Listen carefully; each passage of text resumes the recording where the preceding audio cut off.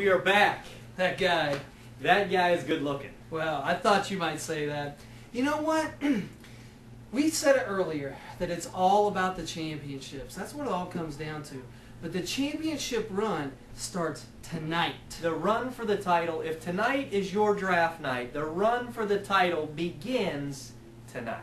So what we thought was that we would give you some draft techniques to use right before you start making your picks. We're very successful in the fantasy football arena, and we thought we might share just a few of the techniques we've used over the years to amass such a large amount of fantasy football championships. All right, so let's share some of these techniques with you. You go ahead. You give them the first one. Try the first one. The stare down. It's simple. Pretend you're about a foot and 100 pounds bigger than you actually are, and that the guy drafting in front of you can actually be willed into Brandenburging your pick, or be persuaded into taking the guy that you want him to take. You know what? That technique can actually work. I've seen it, especially if the victim is a rookie owner or some hopeless homer. You know the type of guy I'm talking about. Somebody like Bill Rowe, or maybe even Toby Carter. Somebody like that. Another technique that we'd like to share with you is the prep overlord. You know, this is the guy that brings a dozen magazines and books with him to the draft. He's got a full binder full of Excel spreadsheets flying all over the place. You know, whether or not he's actually read those, it doesn't really matter. It's beyond the point. You know, you've seen this type of guy. He's like, oh, these magazines? Oh, they're just what I brought. You should see what I've got at home. I brought these for D. Mays, you know. It's fairly effortless and somewhat expensive to acquire all those magazines, but it makes you look like you're very prepared, and it's occasionally effective. What do we got next? Well, the next one would be called what we call Mr. Nonchalant.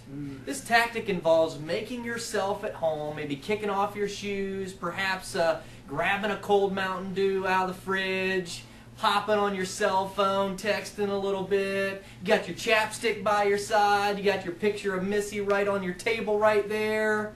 And just to be sure that you look like you're not paying any attention whatsoever to the draft. That should be pretty easy for this guy. Because that would involve being, you know, actually worried about what these other clowns are talking about. Oh, is it the third round already? Forget about these picks all the time. Just give me Willis McGahee. It's usually a good time for that guy. Also, it makes owners around you underestimate you in trade talks, even though you actually don't trade.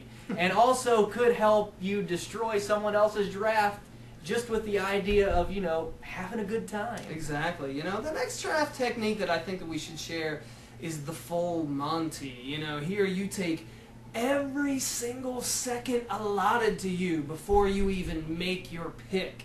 It's especially effective if the rest of the league is like drafting really quick and they're waiting on you. You know, you don't have to look like you're actually sweating out your decision. You just take the entire time, you know. Oh, that bothers you? I guess you should read the rules on how long we've actually got the pick. I thought we got the full amount. Or are you too fast on the draw on everything? Well, you know, this technique can infuriate some of the owners and maybe even the rest of them around you in doing this, but it could also just make them hurry up on their picks and cause them to blow theirs out of the water. Besides, you know, with a little bit of hostility in the room, it can make for a pretty interesting draft some nights. I guess the next draft, you know, strategy that we've got to go with is the constant trader. The constant trader route. You're making deal proposals before players are even selected. You've played ping pong for players. You've got side conversations with 3 different owners at once, and with any luck, you're completely confusing at least one competitor, most likely Cliff France, and maybe others into tanking their draft. And you know, it's like the guy comes up to you and says, Hey, you got a second? I need to talk to you about something. You know, and at the same time, he's got his cell phone talking to the guy across the room. So you know, it can be very effective, stunningly effective even, you know, when it's done right. But you got to be careful because you don't want to jump on that bandwagon if you really don't have the experience. rookies and other wheeler dealers are also very prone to this type of attack. The next technique that I think we need to use is the once and future king. Now, this only really works if you've won the previous year. Or won it all, so Dean May, don't try it. Yeah, exactly. You've got to win the previous year, and it really works if you enjoy rubbing it in. You know, your goal will be to remind your goal will be to remind everybody in the room, all of your competitors, about last year, and at every chance that you get, like after every pick, basically. Brandon Bird! And this includes every individual pick that somebody makes.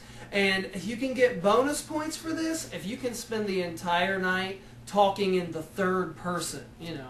How many chances in life do you actually get to talk like a pro wrestler?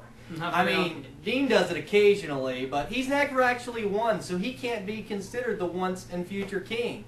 So go for it, Timmy Osner. Besides, the guy that you beat last year in the championship round will end up spending the entire draft punching himself. Yeah, I know. And the final one that we've got to give, I'll let you finish this up here, is Mr. Mute. Mr. Mute, it's almost like it's an auto draft for you.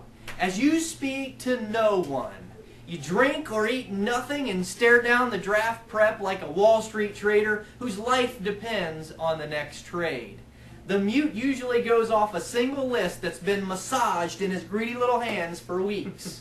You know, if your league is filled with loudmouths like Bostic and Camillo and all their tomfoolery that goes on, you could actually put your entire team in a position to win by keeping this eerie focus about you.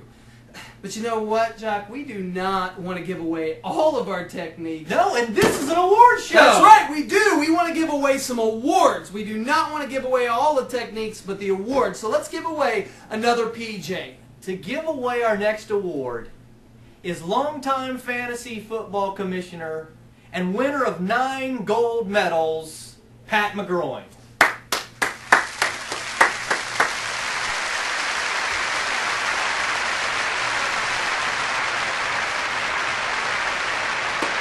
Thanks, guys. Thank you very much.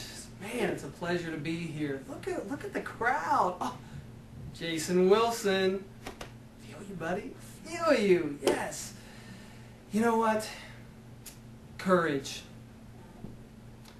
Overcoming the inability to perform a normal function based on a physical or mental impairment. I'm here tonight to present the Michael Strahan Award for Best Owner with a Disability.